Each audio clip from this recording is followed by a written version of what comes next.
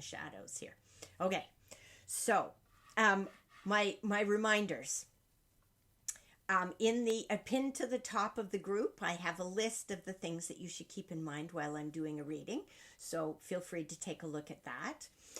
Also, there will be a recording of this. And also, when I get to the end of the session today, I'll stick around for 5 minutes or so and talk a little bit more about the services I offer and how you can get hold of me for any of you who are interested in that. Hi, Tracy. So just to let you know that. What I also say to everybody every time I do this work is that your gut feel about what's right for you is more important than anything anybody can tell you, and that includes me. So do not give your power away to anyone else. Anybody who does a reading for you is a human being, and we have our good days and bad days, and we can misinterpret signs and symbols and signals and everything just like anybody else can. So if I tell you anything that doesn't make perfect sense to you, then I encourage you to put it in a holding tank and wait and see if you get some validation for it before you go ahead and act on anything. Times and dates are not what we think they are. Time and space is not what we think it is. So that means if I tell you anything about the future, it's a probability only, and it's based on us continuing to do things the way we've been doing them up until now. But we all have free will, and that means that we can all do things differently and alter outcomes, including everybody else in our life can do that. So you can imagine the number of variables. So I think I've barreled through the things that you need to know right off the bat. If anybody wants to know more about what I connect into and how I do that, then I'm happy to answer questions about that at the end, but I don't want to take up our half hour with that. So let me jump right in here because we've got lots of questions today. We had one left over from last week that's now been rolled into another one for this week, so I'll hold off on that one for just a moment. But so that leaves us one from last week, which was for Pepper. And Pepper wanted to know, she said, what is the wall that I feel between me and life or people? She thinks it's a lack of trust and a fear to take risks, and with a question mark. Is that really what it is? She said, meditation's been the best tool so far to dismantle this wall, but disciplining myself is hard, and maybe there's something else I could do that would help. Yes, that's true. And before I even get into this with Pepper, when I was getting ready to do the session today, I was having a little chat with my guides. And one of the things that they were saying to me is that we come as close as we can to what we think we want to ask about. And to do that, we're trying to figure out where is the dis-ease coming from. And then we attach it to something and we ask about that.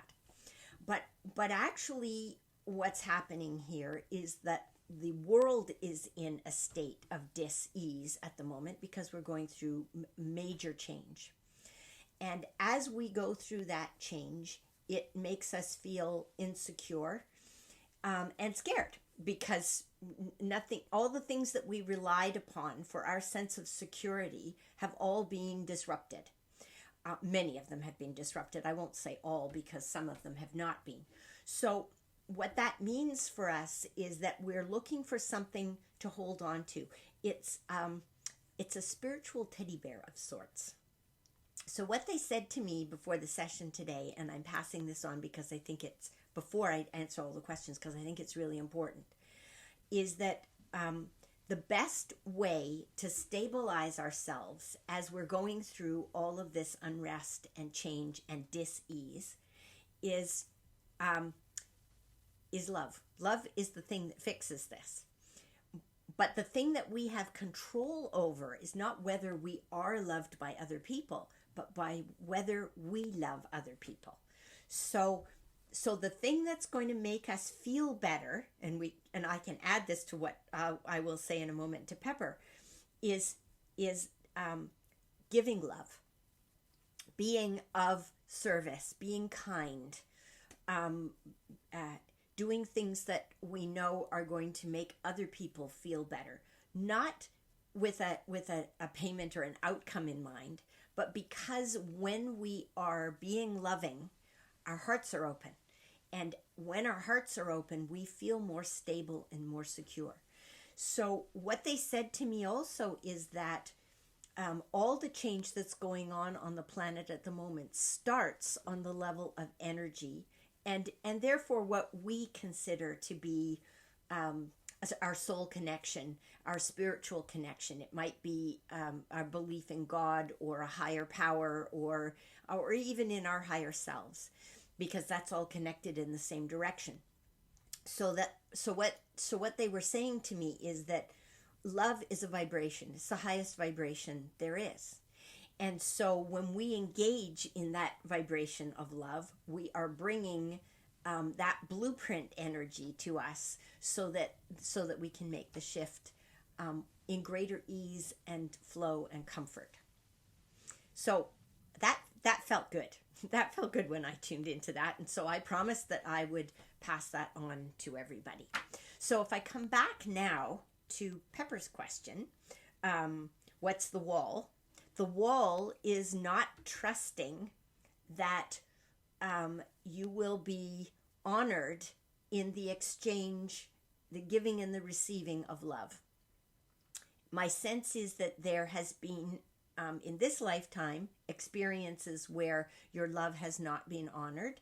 And the reason it's a trigger in this lifetime is because there are other lifetimes of it. Feels like there's been 3 that are readily accessible to you right now, and you may even have contact with those 3 people, souls who are part of your soul family, and who were part of the betrayal in the other lifetimes. And I say were, but it's not past. Other lifetimes are concurrent and not consecutive. It's like radio stations all broadcasting at the same time. So you even have some of the players to interact with. It feels like one at the moment. Another one had contact with you, but has left now. I don't know if they're dead or if they're just not in your life, but they're not around at the moment. So that means that your wall really is a fear of being hurt when you love people. And so if I come back to this, meditation is the best tool. Meditation actually is the best tool. But within the meditation, what you want to be connecting into is all the people in your life where you know the love is solid, because it reminds you of that vibration and moves you back into it. So and all the people that you love and have loved where the love was accepted and respected. So that is going to help you. And you're not the only one, Pepper. There are so many of us, the planet actually, where we're all dealing with this fear of not being loved, of being betrayed in love, of being abandoned, of being disrespected, having our love thrown back in our teeth. That's there for all of us. So don't feel like you're alone in this. And every time you do a meditation and you connect into that loving energy, or every time you go out into the world and you do something kind and loving for other people, for no other reason than it just makes you feel good. Every time you do that, you're helping to raise the vibration level of the planet. And I know that we all think that we're just this, little old me, right? I'm just doing my best. I'm just showing up. I'm doing my best. Well, that, it makes a difference. It really does make a difference. All those little grains of sand make up the beach. And that's really important for us in these days and times to remember. So that catches us up. Then our next question is from Lisa. And this is the last week's and this week's rolled in together, because I think that I looked at them and they're similar. Lisa says, what is my superest power? The written word, or massage, or sales, which are quite disparate in a way. Is it being entrepreneurial? Yes. Self-employed. If I have a clue to the superest power I can, then I can begin to grow this power into something, into whatever that is. But I love everything. So what you're looking for is a way to combine them. And always when you look at things like this, it isn't just your superest power, but it's what is your greatest gift. So, and that applies for everybody here. What is your greatest gift? And it's not usually something we can hang a label on. So, you want to be using that gift in the things that are sort of your superpower. And your superpower and your gift, they're like, it's hard to tell them apart. They go together. So if we were to look at, for you, Lisa, if we were to look at the written word or massage or sales, what do those all have in common? Because I don't think it's just selling anything. I think that you do best in sales when you're selling something that that has meaning to you, that fits with your values. And the same thing with massage. It isn't just massage. It's massaging in certain situations with certain connections. And the same thing is true with the written word. You don't want to just write anything.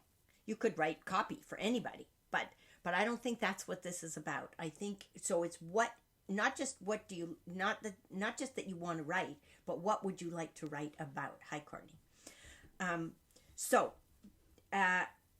I'll leave that one with you. So what you're looking for is, where's the overlap between all of these things? What do they have in common? I feel like I'm Sesame Street, right? Not one of these things is not like the others, but all of these things are like the others, and how are they like the others? Okay, next question is from Tracy. Tracy, happy birthday, Tracy, by the way. She wonders what's coming up for her. What's coming up for me, please? And she's keeping it open to whatever Spirit would like to say. So let me see. Something's not jumping immediately to mind here. I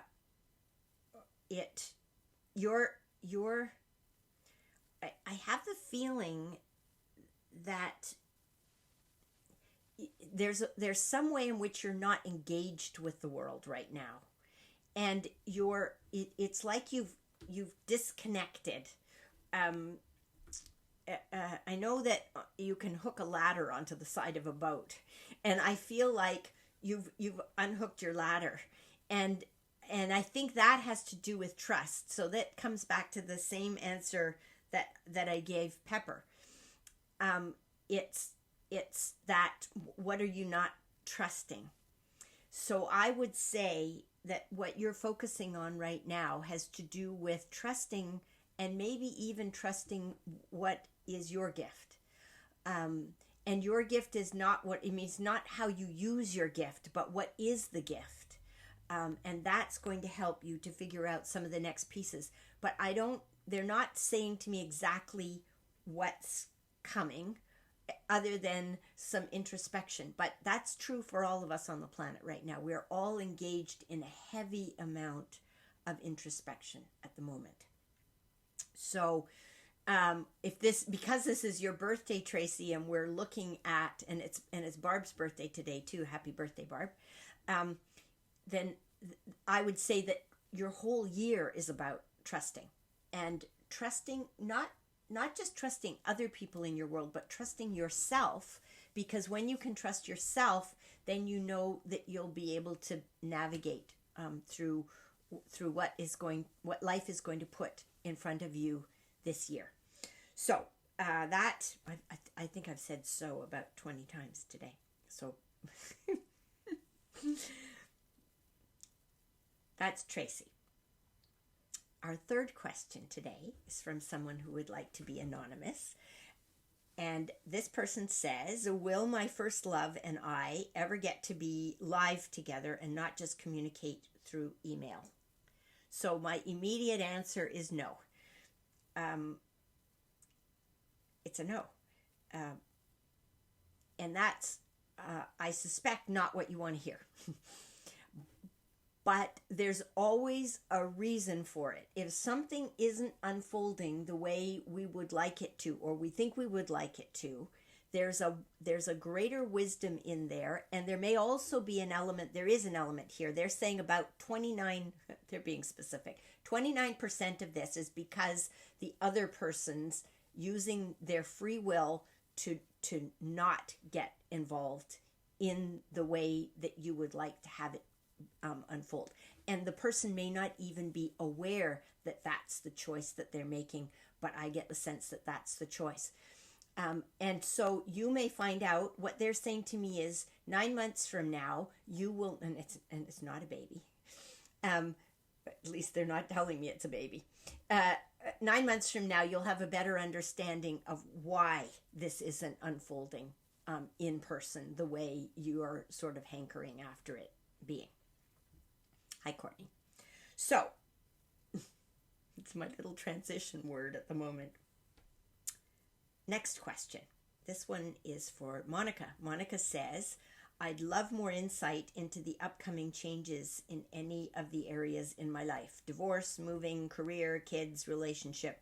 I'm curious what will come in your reading as everything is coming closer to shifting. Yes, it is coming closer to shifting. My feeling is that by the end of this month, your world is going to start looking quite different.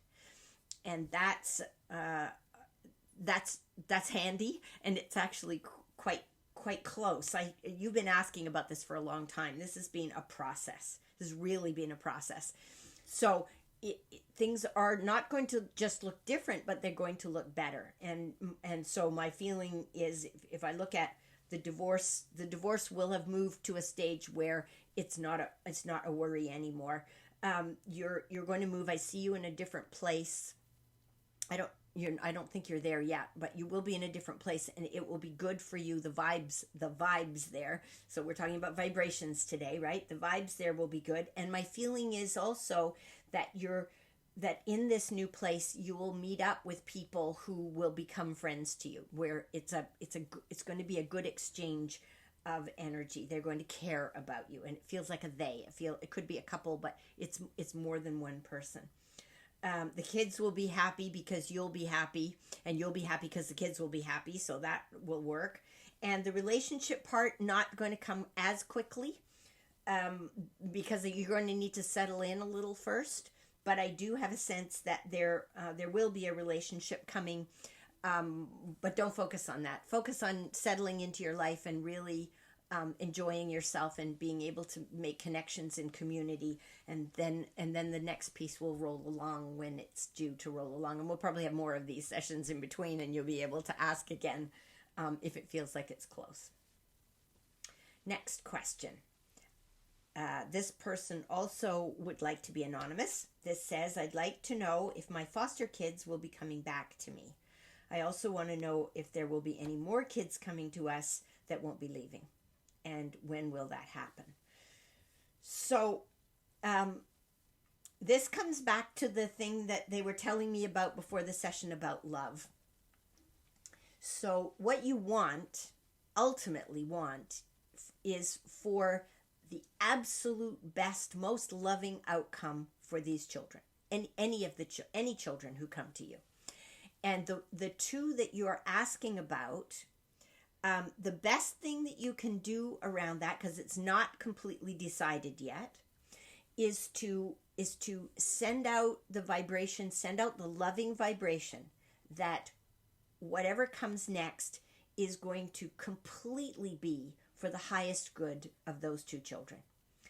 And then trust that will unfold. So keep picturing the best. And if you don't know what to imagine to get that out, then what you want to do is focus on the feeling of those kids when they're happy, when they're content, when they're secure, when everything is, hi Jennifer, when everything is unfolding for them in the best way possible. And if you can focus on that energy, then you're going to help this to unfold. And it may be that they stay with you or come back to you, and it may not be. But trust that whatever happens, even if it doesn't look right to you where you are right in this moment, it will be right for them in the long run. So sometimes with souls on this planet, they have to go through they elect to have to have an experience that none of us would want to have. And many of us here have been through that. We've been through experiences that we would not wish on anyone else. But that doesn't mean that it's wrong. It just means that that's the experience that we chose. And then we move on in life and we take it and we build on it and we do something else with it. So we don't know if those children are finished yet. There will be other children that come to you. I see them for some reason coming in pairs. And I think that you're particularly good with pairs of children, even if those children weren't originally a pair, like they might not be siblings, but I see children coming to you two at a time, and I see you building trust and relationship between the two of them so that they have one another as they move forward in their lives, as well as having you and your partner. So that's what I'm seeing right now around kids. Time frame on it, for the two kids that you're hoping will come back to you, there will be a decision made for that. I'm getting a 6. Is it a month? No. Is it numbers of months? No. Weeks? No. Days? No. What I'm getting, and I, times and dates, you have to put them in a holding tank until you get validation, but I'm getting December the 6th.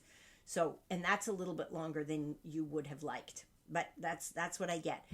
In terms of more children coming to you, I have the sense of 2 more children coming to you before that, and then, but it isn't decided yet how long they will be with you. So you might have some overlap, which would mean that you'd have 4 kids, but I have the feeling that you're prepared for that you can handle that. All right, so that's that one. The next person, the other birthday girl, it's Barb. She says, any birthday messages for me today from the universe? All right, so let's just tune into Barb and see. Yeah, oh, yeah. This is the year for sprouting chefs to sprout. This is, I see you setting it up slightly differently. In order to be able to deal with, it needed to be this way anyway. So it's not just to do with the virus, but it's not going to hurt to do with the virus. And the virus is going to be with us for a while yet. So you want the kids to be able to work on this. So I'm seeing you getting a little bit more space for the gardens. And I'm seeing them being in smaller plots where a team of kids works on that plot. So you can keep the kids bubbled, so that they're not all interacting with one another over the whole garden, and so that you don't have just a few kids coming for the whole big size of the garden. So these plots need to be far enough apart that that the kids can be safely in their bubble. And you'll decide with the kids what you plant in each one. So I'm not sure it's going to be all tomatoes in one and all zucchini in another. I think that there will be a variety, and it may be that each of those, I'm seeing them as squares, that raised bed squares, that they will be divided into sections, and as many sections as feels appropriate. So the kids will get to plan their square and their square of garden. And I feel like that's going to work. And it's going to allow you to put these gardens in people's gardens, because they can make a little square. And what you do in the school garden can be replicated in other places. So anyway, this is coming for you. There's going to be fresh creativity, fresh people coming in to help with it. I see roving gardeners, gardening advisors who move around the community. So it's going to be like you're seeding little gardens from the little gardens in the where you have gardens now, and that I don't see you getting rid of your bigger plots, but I do see you adding smaller ones, and even putting things in between, seating areas or whatever it is. It'll be a little bit more park-like. But anyway, this is just ideas. This is I can see them there like they've already happened. So And I think that when this starts to move for you, you can do it anywhere. And you can also advise other people around setting up a system like yours over the internet. So there's going to be a doing it component, a community component, and a learning the learning component, and also a sharing how to do this, how to structure it in other places, in other cities. So this, and you've been at it long enough now that you're beginning to see how this can come together, even in the time of a pandemic or anything else that may come along. So that looks like fun. Relationship wise, things are going to smooth out for you, which is really great.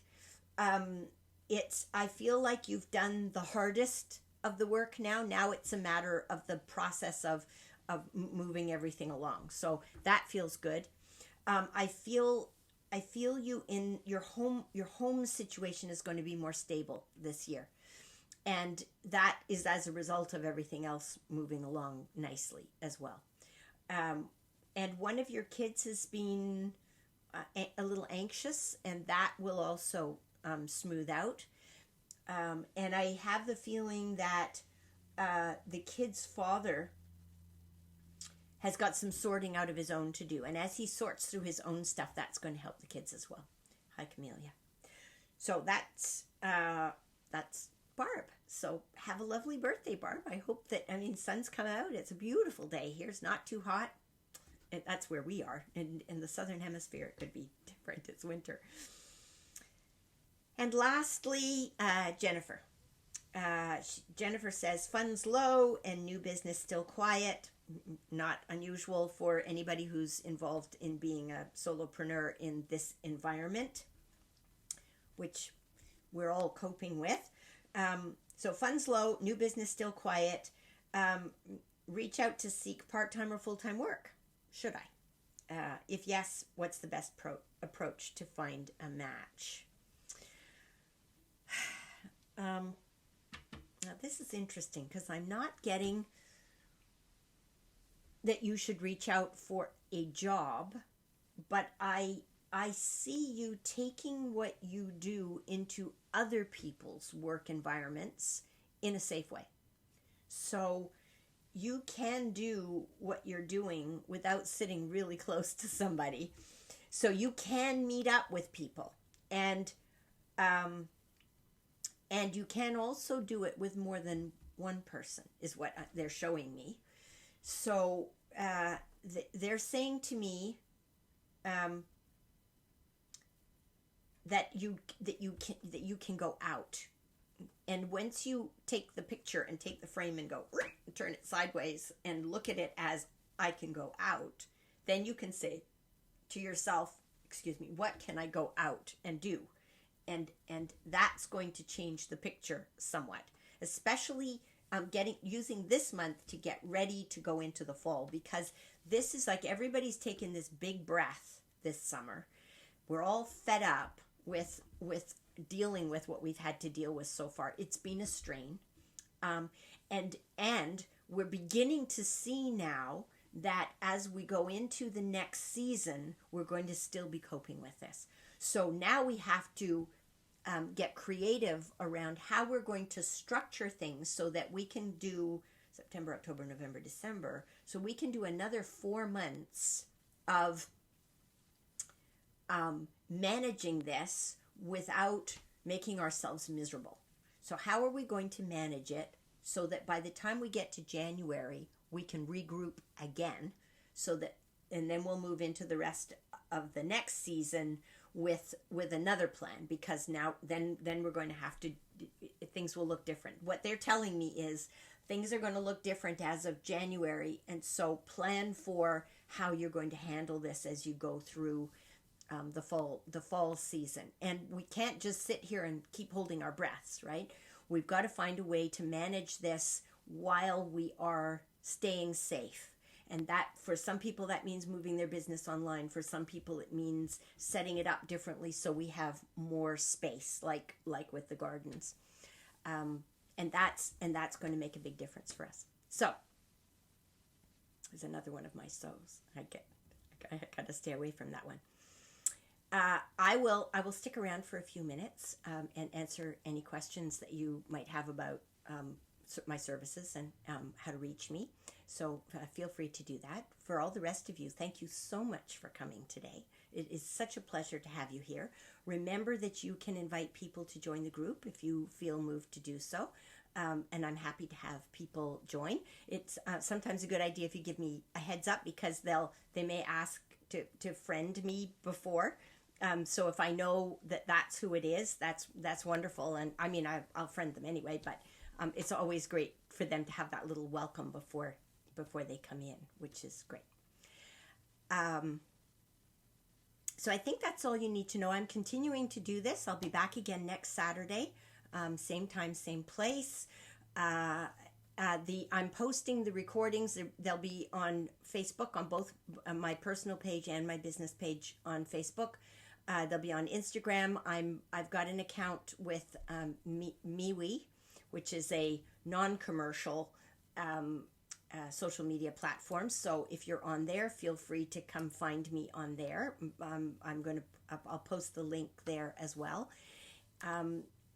And I'm thinking about LinkedIn. I might have a stab at putting it up there as well. And it's on Instagram. So and I have it on my YouTube channel. And you can reach my YouTube channel through the link on my website. And if you have a YouTube account, then you can know every time I post a new one. So if you're not on this medium, not everybody is on this medium, then you'll get the updates about it that way. So we're down to 4 people here. So I got to stop saying so. I offer hour-long readings. In my rate structure, I have put into a state of experimentation for the duration of this virus. So you can approach me and let me know. My prices are on the booking page on my website. If you would like to pay me more or less than that, then please make an offer, and we'll both use our intuition and figure out if that feels okay. Nobody has suggested anything to me yet that I haven't felt okay with, just as a kind of a gauge here. And if you want to pay my full price, then that's absolutely fine as well. The only fixed price I have at the moment is for Ping mini readings, which is 15 minutes for $30. And for that, you send me 2 questions ahead of time, and then I answer them for you at the time of the reading. So all of the information about this is on my website, and also what I'm experimenting with around rates and how I'd really love the world to work around how we pay one another for services is a blog post, and it's at the bottom of my menu on my website, which is powersorcerer.com, which is SOURCERER. And you might find that interesting. There's a few people who are experimenting with that. Danielle Laporte was experimenting with it, I saw the other day as well. So I'm not alone in wishing for us to handle money differently in our world, in a way that's more heartfelt and more equitable, and builds better and stronger community. Anything else that I can tell you? So Ask Lucca Live is free, continues to be free. This is my gift, my service to my community while we go through all of this change. Even if you can't come to the session, feel free to drop a question in, and I'll answer it, and you can come back and listen to it in the recordings. So it's lovely to have you all here, to see you again. Nice to see you, Henrietta. And until next time, remember that you too can speak intuition. We'll see you next week.